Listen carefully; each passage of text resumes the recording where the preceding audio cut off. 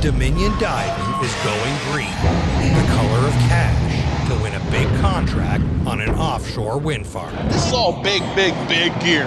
Massive. But dry land trials require muscle, teamwork, and tenacity. Watch out, guys. Something bad could happen here right now. As the job comes down to the wire. Going down. Check for slack. And the dive team breaks in a rookie on a mysterious job for the military. See bottom yet? For 50 years, this family's built a business where nobody else dares. Recovering, repairing, resurrecting anything in the world's most dangerous waters. This is their world. Salt water in their blood, come hell and high water. It's go time. Do or die.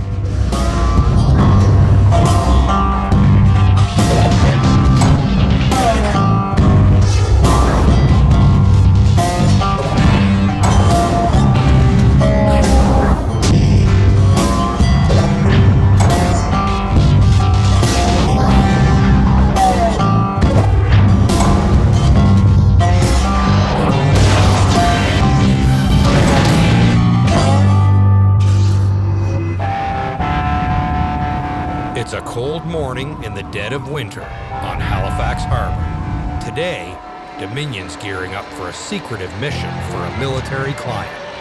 A job for, am I allowed to say? It's all way above our pay grade, kind of top secret. We're going to be deploying a piece of equipment. I'm not exactly sure what the piece of equipment is. Some sort of sensor is my understanding. Some, James Bond stuff. The job is to conduct an underwater survey in an area in the Bedford Basin. This enclosed bay covers 17 square kilometers, and it boasts the harbor's deepest point, 71 meters below sea level. It's a hard place to dive. Down here, there's very little light penetration, and atmospheric pressure is 3 times greater than sea level. So the divers need more air and have less time to get the job done. So there's an area in Bedford Basin. It's a little bit higher than the surrounding seabed. So we have to go to this location, find this pinnacle underwater, and then document what the seafloor is like, whether it's level, silty, rocky. The client for this job is none other than the Royal Navy. And so Dominion's enlisted a member of their royal ranks to oversee it. Operations Manager, Sean. Halifax Traffic Committee, Bearcat. We're on the track northbound. The Brits want to test out some brand new and highly classified military tech on the bottom of the basin. They picked the spot based on topographical maps of the harbor floor, but those charts don't show what the bottom is really like. In some areas, it's difficult to find the bottom. I mean, the bottom's physically there, but you can just take your arm and push it up to your shoulder. There's no resistance at all. So if you drop anything down, you just lose it. Dominion's job is to dive down for an inspection to make sure the equipment doesn't get lost in the muck. If the bottom's not suitable, essentially we could be done before we even get started with the project. No one at Dominion knows what the Royal Navy's testing, but they're bringing their top secret device to Canada to make sure it'll function in even the coldest and harshest waters. The little red. And they want to test it ASAP. And if that wasn't enough to handle, Sean's breaking in 2 new divers today. So we've got a couple new guys in the roster overall. And we'll put them in the water and see how they make out. Sean has 2 experienced hands in Gary as dive supervisor and Ollie on deck. But he also has 2 greenhorns to look after, Dale and John. Did welding school in Ottawa. I found out you could do underwater welding, so I was like, that's cool, I'm gonna go take diving.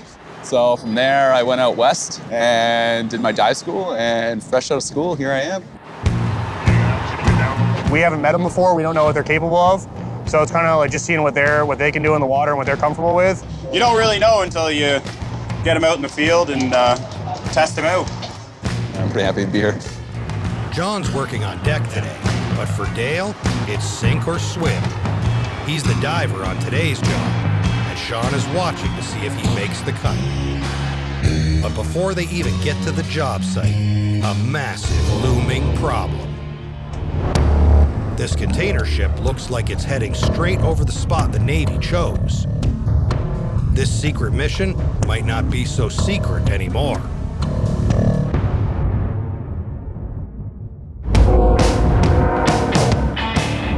At Dominion HQ, Lorraine's putting some elbow grease into installing a robotic arm on a remotely operated vehicle. So this arm here basically was completely rebuilt. It was just a shell, and all the cylinders were put in. All the lines were put in just a couple days ago. They gotta get this machine ship-shape in a hurry so it can be tested for its next big job on a renewable energy project. For years, Dominion's made its bacon off of big rigs like this one.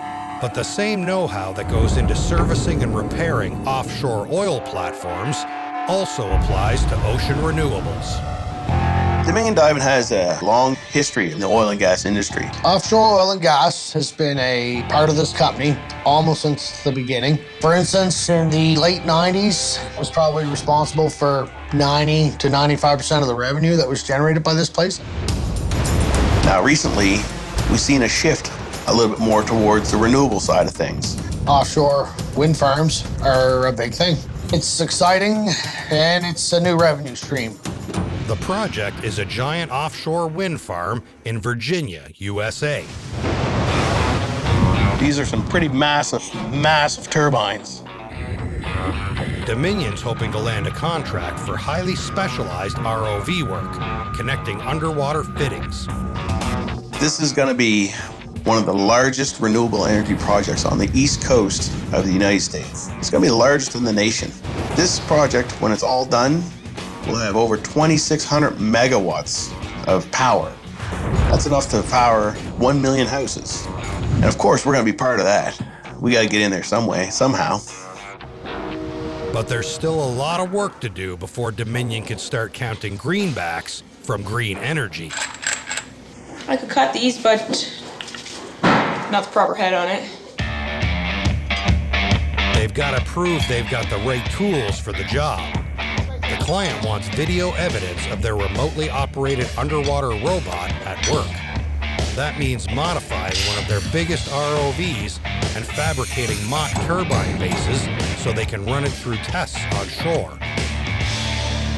The ROV's job is to remove a clamp from the turbine's base and connect it to something called an anode cage. The anode cage surrounds the subsea base of the turbine, acting like a canary in the coal mine, corroding faster than the other metal elements and signaling when repair and maintenance is required.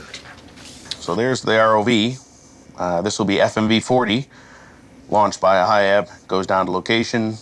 So one of the tasks that we got to do is remove the grounding clamp from here and reestablish it on the lower location. So back here we have the test jig. So we got to be able to come in with the ROV, reach in and grab that, pull it off, put it down here. In the ROV shop, we have Lorraine working on mounting both manipulators because we're going to need 2 arms on FMV. She's also doing some modifications to the ROV to adapt it to our client's requirements. Thank you. FMV usually only has 1 arm on it, so to install a second arm, we had to put a base plate up here, so then it has all your attachment points for the arm to bolt on. So now we have 2 arms, and these are 2 7-function manipulators. They can lift about a half a ton each. Everything's modular with an ROV. That's the best part about it. The only thing that restricts an ROV from doing the task is the human mind. As long as you let your mind run free and your bank account can handle it, you can get anything done. But the deadline is closing in. They've spent weeks building the mock bases, outfitting the ROV, and hammering out the details. Now they've only got 1 day left to provide their client with the video recordings to prove it works. Sean and the Dominion dive team are steaming through the Narrows on their way to do a site survey for some military hardware for the Royal Navy. But Sean spots a massive potential problem. This huge container ship is on its way to be offloaded in the Bedford Basin. So what I'm going to do is I'm just going to follow behind the container ship, and we'll just see his normal route that he transits, see if it's anywhere near. Sean's worried the spot the Royal Navy chose could be too close to the shipping lane. There's sometimes less than 20 feet of water depth between the bottom of the ship and the seafloor at this particular location. Then, you know, that's going to be a no-go. They'll have to pick a new location just based on that fact. When a ship passes through shallow water, its propellers can move so much volume it actually sucks the ship down closer to the bottom. And that could be bad news if it passes over any secret military hardware. If you have a flow of water and you decrease the area, you're increasing the velocity of that water. So that's what we see underwater. We want to make sure that with that increased velocity, if the vessel's going over top of this area, there could be a possibility, due to the weight of this instrument that we're deploying, that it could get blown away or just end up who knows where. Sean follows the container ship all the way to the terminal and decides it doesn't come too close to the job site. Yeah, it does look far away. So we'll steam over to that location and then we'll get the anchor down. They've been given precise GPS coordinates of the exact spot the Royal Navy wants to drop the equipment. So we're on the location now. I'm just going to drop a mark here. The Navy chose this natural platform that sticks up from the harbor floor. And as you can see, the water depth around, it's fairly shallow. It's like a pinnacle that comes up from the surrounding area. Go to the north side of it. That way, time we get everything down and whatnot, I just want to make sure that we're on top. It's not that big of an area. To mark the location on the surface, Ollie drops a buoy. All right, yeah, so basically what that does, now we have a reference point of where we want to drop our anchor. So now we can float around, we can do whatever. Everybody on deck knows where we want our anchor dropped. So basically what we'll do is we'll reverse up to the buoy, drop our train wheel down, and we're on site. Gary's circling around the GPS coordinate, using sonar to look for the peaks sticking up from the bottom.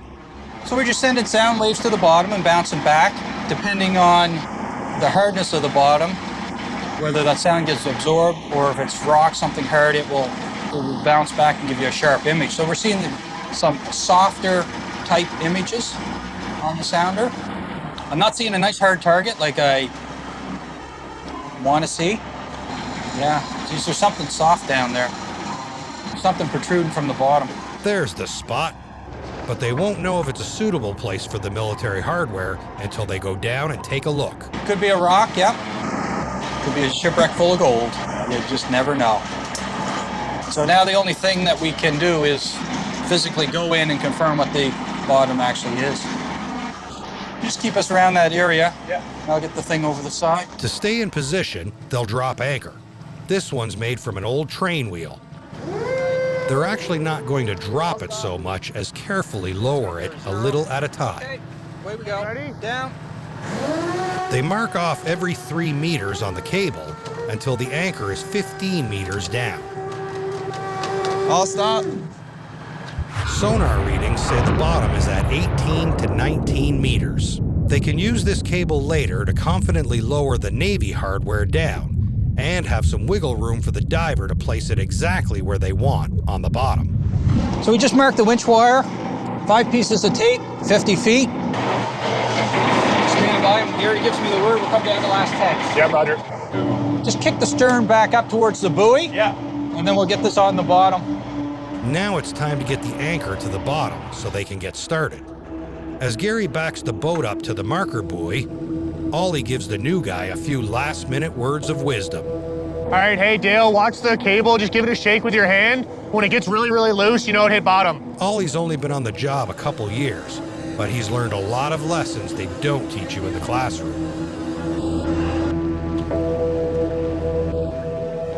Okay, that's good there, I think, Gary. What are you reading for depth around there? I'm getting 66 right now. 66. Okay, rev her up and we'll land her there. Going down.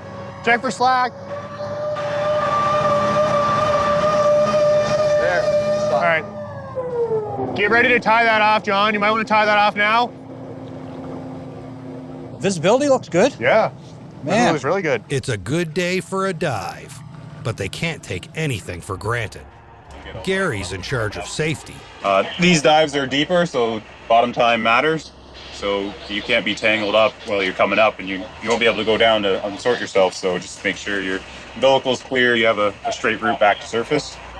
Equipment failure, everything's in good working order, so I put that as a minimum danger. It's Dale's first dive for Dominion, and there's some last-minute advice from Sean. When you go down, Dale, follow the winch wire down, or the mooring line down to the train wheel. Try to stay off the bottom in case it's silty.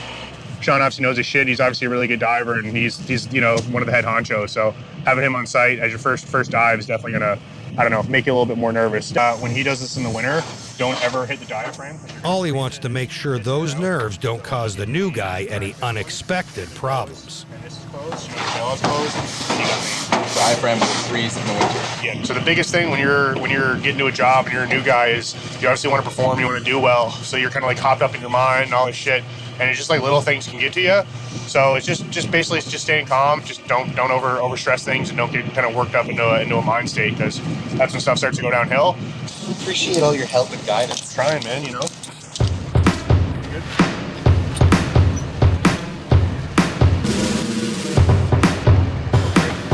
When you go, hey Dale, make sure you go that way. Finally, Dale's diving in to investigate what's actually at the bottom of this deep and murky basin.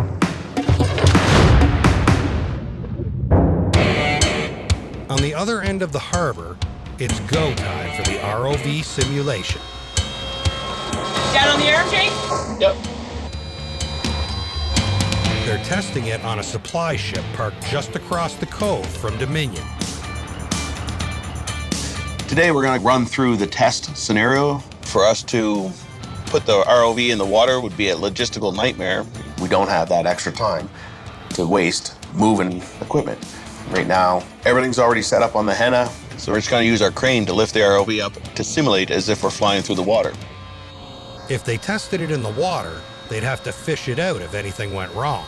So they've got a plan to hoist it up into the air to simulate flying the ROV underwater. My adjustment, I want to be up and down. The ROV weighs as much as a hippopotamus. Underwater, its mass is offset by floats to keep it neutrally buoyant. Okay, you ready, Jake? Coming up. With the ROV hoisted into the air, it's time to get to work. Okay, we got to readjust just a second. Yeah. Better angle than the dangle. The first test is using one robotic arm to grab a grounding clamp and unscrew it. The arm has a high-powered torque tool on the end, which rotates completely to remove the clamp. Up a little bit more. First try is looking good. They've almost got it. But almost isn't good enough. Dominion Diving's putting this ROV through its paces in order to win a lucrative contract on an offshore wind farm. But the robotic arm just lost its grip on this torque tool. They need to put it back together again to get going on the tests. What just happened there was the tool itself, when we disengaged from the tension that was on it, it actually come out of the claw. So then it fell out of the claw. So now we're gonna make a modification to make sure that that doesn't happen again. On deck, it's a minor setback.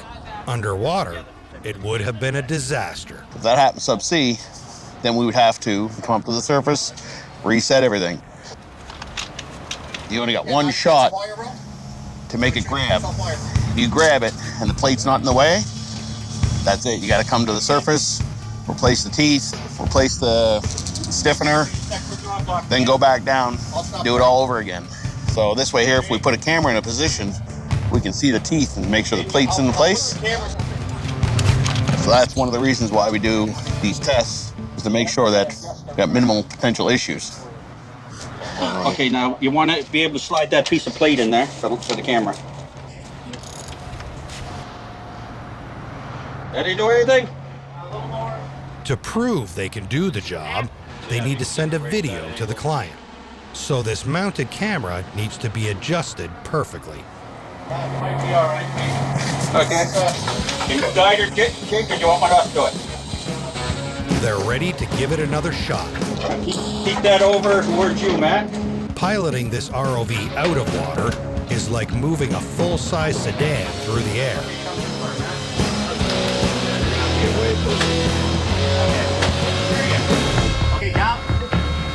But Matt's out-of-the-box and out-of-the-water plan might just be what this job needs. Okay, come on, Matt. Come forward. There. More. Not in all the way. They've got it lined up just about perfect. A little bit more. Can they get the clamp off without the whole thing falling apart again? And it works. Clamp up. Clamp up. That's one test down, and they've got a nice clean video they can send to the client. Dominion's business depends on landing contracts like this. In 2018, offshore wind farms produced 27 gigawatts of electricity. That's 30 million horsepower, enough to power 19.5 million homes. It's a growing industry, and while most offshore wind farms are in Europe, North America is racing to catch up. And since the installations are offshore in dangerous conditions, that could mean a lot of work if Dominion can prove their ROV fleet can handle it. Yeah, so I'm just wondering if that tool's gonna slip right in. But right now, their green future hangs in the balance. Over in the Bedford Basin, new diver Dale is taking the plunge on his first dive for Dominion. I need my pool.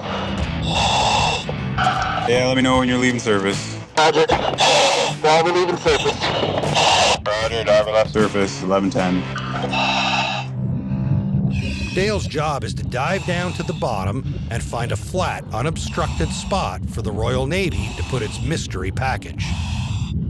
He'll give a running commentary on everything he sees to go along with the video from his helmet camera. See bottom yet? Oh yeah, you can see bottom. Yeah, on bottom. Ah, she's all rocky. That big measuring stick is a probe to see how deep the muck and sediment is at the bottom of the harbor. Yeah, so we're looking for an area that's 10 to 10 feet long and 4 feet wide. Yeah, it looks like you're heading north there.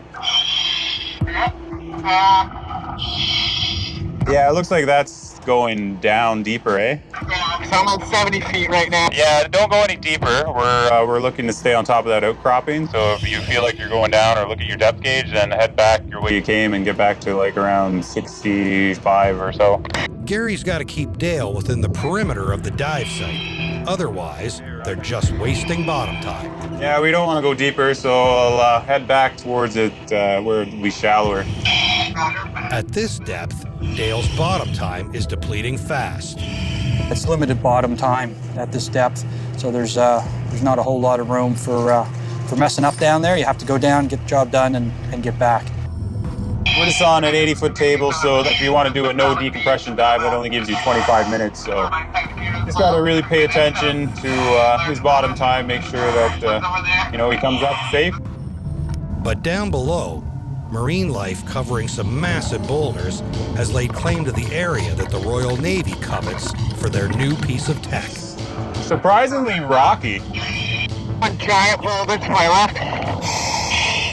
So that looks like that might have been the anomaly we were Seen on our depth sounder.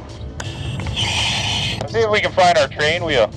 Roger. I just want to know like roughly what it's like around that, but Yeah, this looks fairly rocky. Will Dale be anointed onto the Dominion dive team? Or is his first day doomed to be a royal disappointment? yeah, that one's pretty big, eh?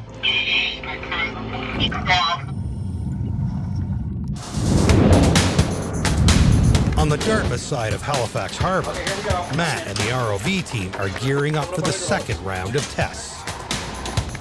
Dominion's green future depends on this succeeding. Now that they've removed the clamp, they have to carefully line it up and reinstall it in the second position. We got to get it in line with the teeth, and then we apply the torque to actually make it bite right into those there ridges. And the reason why that is such an important part. It's going to be down there for 25 plus years. No intervention from human after that. Once it's done, it's done. Yep, Matt, put some tension on it. Lorraine's used to controlling the ROVs from a computer, but now she's got to work with Matt to wiggle, jiggle, and jostle it into place. Matt, come up.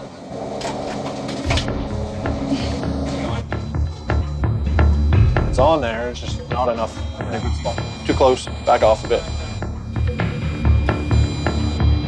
Back off a bit more, back off, back off, back off. Matt, give it a little pull. They're racing against the clock. They're running out of time and patience. It's hard for me because I'm not controlling the ROV, I'm trying to control the arm, but it counteracts everything else. When we normally do this job, we set the arm and we fly the ROV in place, right? I have very limited time with the hydraulics, so. Normally, seawater cools the ROV's motors, but up in the air, there's a real risk of overheating. To avoid that, Jake must only use the hydraulics sparingly. There, that's pretty good there. Whenever you guys are ready. Coming up. The clamp finally latches onto the plate, but it's still not right. Let me see how far on you are. Is it on? No, we're in the tool enough to keep it there, but no teeth. We're not in the gap. No teeth. Okay, we're not in the gap. And one problem leads to another. Oh, we just lost hydraulics. Oh, you son of a... Okay. The motor that powers the hydraulics can't take it anymore. The hydraulics on the ROV just overheated, so we're gonna have to wait about 45 minutes to half an hour for it to cool down. So, trial and error, we wait. It sucks. It's almost there. Back on the Dominion Bearcat, Dale's maiden dive is off to a rocky start. So this area is looking pretty good, or Kind of rocky. He still hasn't found a flat area, and he's running dangerously short on bottom time. Oh, it looks like you got kind of a flatter area there. Yep. We had to move some rocks. Would that work? Yep. After a tough beginning, he's finally found the flat bottom he was looking for. We're looking pretty good. Pretty solid bottom. They've got everything they need. It should be no problem for the Navy to find a perfect spot down here for their equipment. Whatever it is. Currently over 100 milliliters. It looks like we'd be able to put a 4-foot by 10-foot platform. Yeah, absolutely. Yeah, just follow your umbilical back and just come up slow. Just remember, a foot per second. Roger. Gary reminds Dale to come up slowly. Nobody wants the bends on their first day on the job. 10 feet. Oh, that's surface. All right, good job, man. First dive with Dominion Diving. Dale's maiden dive is a success. How you feeling? That wasn't so bad. First dive, bud? Woo! Boy. All right. I feel like I did okay, and I hope they felt the same. So does Dale get Sean's royal seal of approval? I think he did all right. No, Dale did fine. No problem, no issue. He got the job done. We got the information that we need. They're ready to put the long day behind them, pull up anchor, and head home. Sign of good hard sea bottom, no mud. Sean's confident they'll be able to install the Royal Navy's secret hardware without any snags. This area is a go. So, yeah, we just have to, when we come back out, watch out for these boulder areas. So we identified them on the chart now, and then we should be good to go.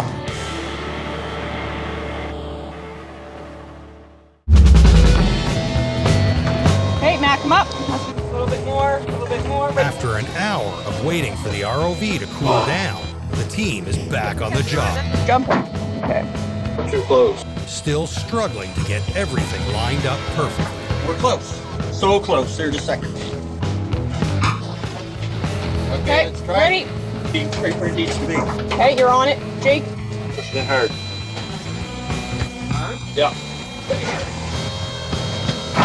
Yeah, you're on it, Jake. Perfectly. Okay, clamping. Clamping.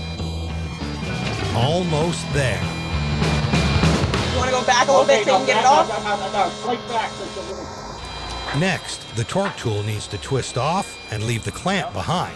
Spin it counterclockwise so it's gonna come off. Right there, right there. Easy. Okay, now let's take her off, guys. Ready? Back. But now they can't get the torque tool to release the clamp. Can you pull it out with the crane? I don't know. It's stuck on there pretty bad. Yeah, she's locked in there good. Oh, watch out, guys. She comes off, we're gonna take that. Pulling the whole thing. To make matters worse, the steel plate is warping from the pressure of the pushing and pulling. Yeah, that's bowed. Yeah, I noticed that. Yeah, you're pulling that whole plate right now. That's actually got a nasty bend to it. If they keep yanking on it, it could break, sending the ROV careening and clobbering somebody on the team. Yeah, I'm gonna try and give it some hydraulics Okay, again. coming up on hydraulics. Nobody, anybody stay clear. Okay, coming up. Coming up. The torque tool is stuck. They can't get it off. The only solution at this point, we're gonna release the handle. Watch out, guys. Something bad could happen here right now. Oh, good. Well, that wasn't so bad. I got over that one. How about you? Oh, there she goes. There we go. We're free, we're free. The crane had to come off. Oh, it's just about off too. Ah! They've still got one more test to do. But, as if the day wasn't already stressful enough, Hey, Mr. Max, how you doing, sir? Matt gets a call from the developers of the offshore wind farm. They want to see the results right away. The heat just got turned up for Dominion's ROV team. We're just running through some tests right now with the ROV. Their American client wants the video of these dry land trials by the end of the day. Okay. The only thing we didn't do yet was just remove the paddle tool out of the torque tool, which so we don't have video of that operation yet, but we got video of everything else now. That was the client that called me, looking for an update on how things are going. We're gonna put a ridge on this side like a... Right now they're gonna do the final stage, which I didn't think we were gonna get done today, which is paddle tool removal from the torque tool itself. And then that'll be 100% of our video completed that we needed to achieve for our client. Okay. Okay. It's been a long, frustrating day already, but they've got to push through. They need to get all the tests done today. The final test is using one manipulator arm to remove the paddle tool from the other.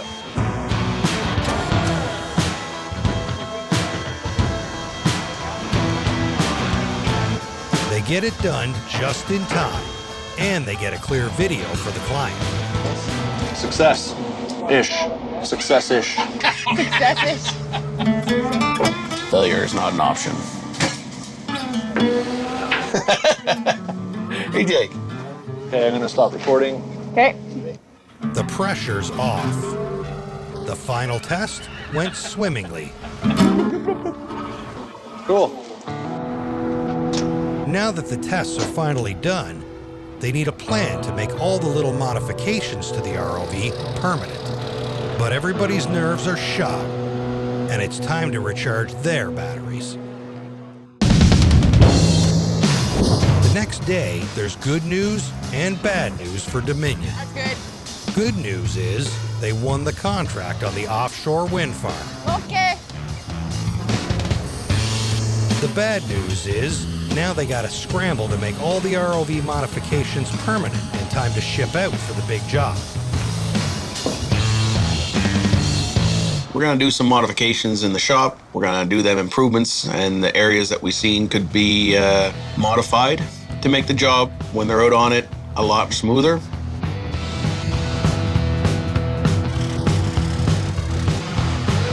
They'll piggyback the ROV over to the Dominion shop, where they have all the tools, personnel, and expertise they need. I back the truck up, you pick it up, and then drive the truck. And they won't have to work in the cold.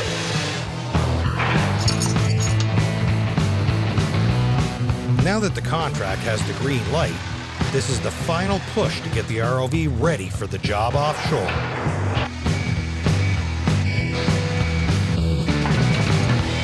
Okay. The Eagle has landed. Yeah. Yeah, one little zip tie will stop this thing dead in its tracks, too. With only a few weeks to get things in tip-top shape, there's no time to lose. Oh, thanks for your help.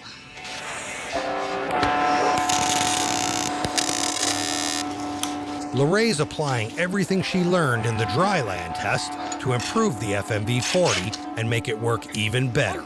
This is the slew bracket that was on this arm. Basically, it connects into that rod there, and that's what moves that part of the arm. So, and this little guy was on this arm, and we're basically just switching them. So now this arm here will have more range than that one. An ROV is a complex system of thrusters, electricity, cameras, computers, lights, and robotics. Everything's got to be checked, rechecked, and fine-tuned. But this isn't Lorraine's first rodeo.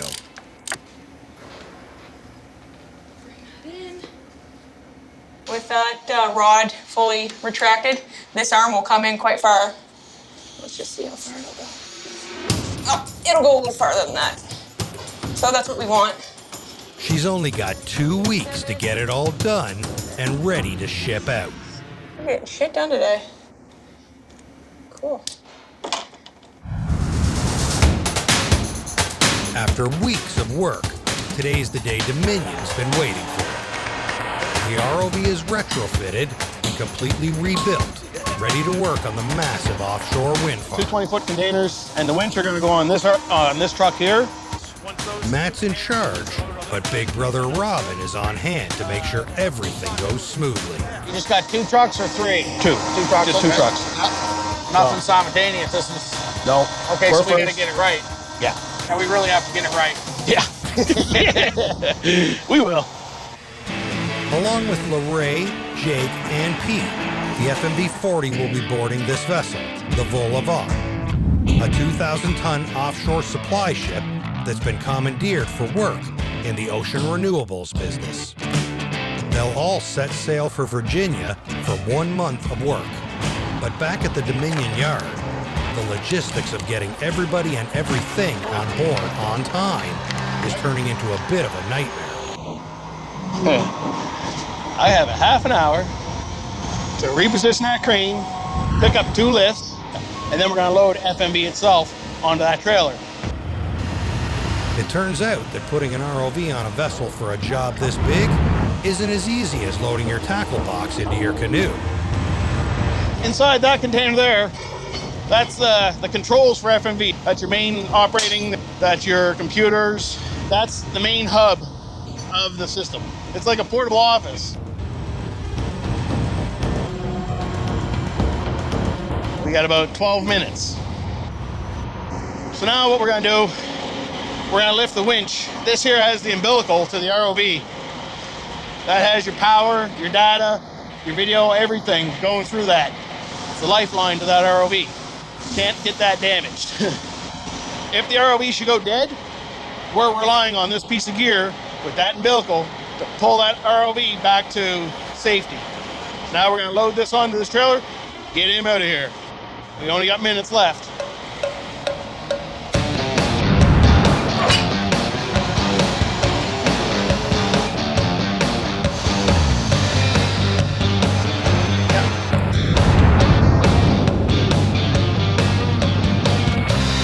Piece of the puzzle is the most important, the ROV itself, the FMV40, fully rebuilt, refitted, and ready to roll out to the offshore wind farm. Love it when a good plan comes together. It's a last-minute race across town to make it to the ship heading to the wind farm. Somehow we always just skirt it and make it. We got our gear down here on the time that we said we're gonna get down here for the client. Now, they're still setting up the vessel. We're waiting, so we're fine. It's if we're late that we got a problem. This is all big, big, big gear. Massive. Those windmill blades are each 100 meters long. Once assembled, each windmill will be nearly as tall as the Eiffel Tower. It's an international operation. The parts were made in Denmark and loaded in Germany. A Dutch ship brought them this far, and in the port of Halifax, it's all being transferred onto the Volleyball. The blue vessel is the construction vessel of this whole operation. That is the center of this project. Right now you can hear that vessel jacking up out of the water as it's getting its footing. It puts each one of them legs down to the seabed, and then the whole vessel itself comes out of the water, which we can see now. Once that's a stable platform, they're gonna lift that massive crane up. That's a 1,500-ton crane on the ocean. That's where you want your feet down, planted firm in the seabed. It's a construction juggernaut. Given the huge scale of everything around it, Dominion's ROV looks tiny, but it's a big part of the installation and a huge step for Dominion into renewable energy. This is a project that doesn't take weeks to put together, doesn't take months to put together. It's been almost 1 year in the process. That starts out from the very first initial phone call from the client asking about our services. So it's a long, long process. That there brings us all along to where we're at right now, on the wharf, ready to start loading onto the blue vessel, setting it up as its home for the next couple weeks.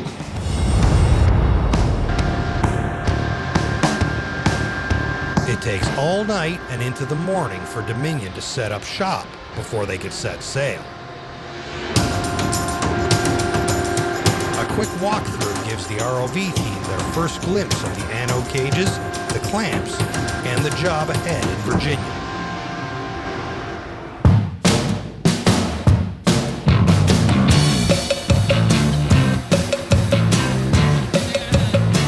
After months of planning and hard work, the big day has arrived.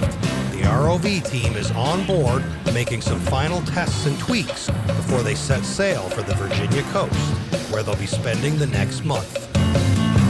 Dominion, what it is right now, today, doesn't resemble what the company looked like at all in the mid-'70s. The equipment we have, the guys that we have, the work that we do, the industries that we served, it's all changed. This client is our first in the offshore wind energy industry, so we're pretty excited about that. The timing was absolutely perfect. Just good news all the way around. Their mindset has changed, it seems.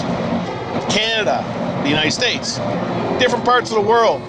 Everyone's welcoming the renewable energies. Well, here you are.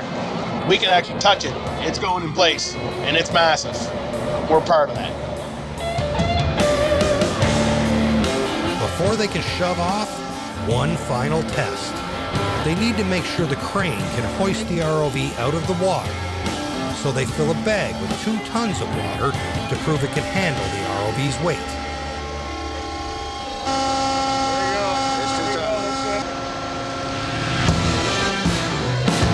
And with that last hurdle cleared, it's all systems go.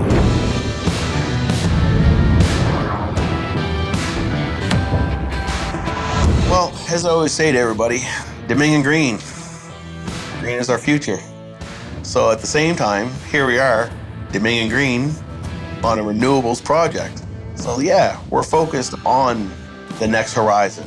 And that next horizon is here now. It's called renewables. We're not gonna take the finger off the pulse with the oil and gas. We're not gonna take the finger off the pulse with the diving. This is just another feather in our hat for the next project of Dominion.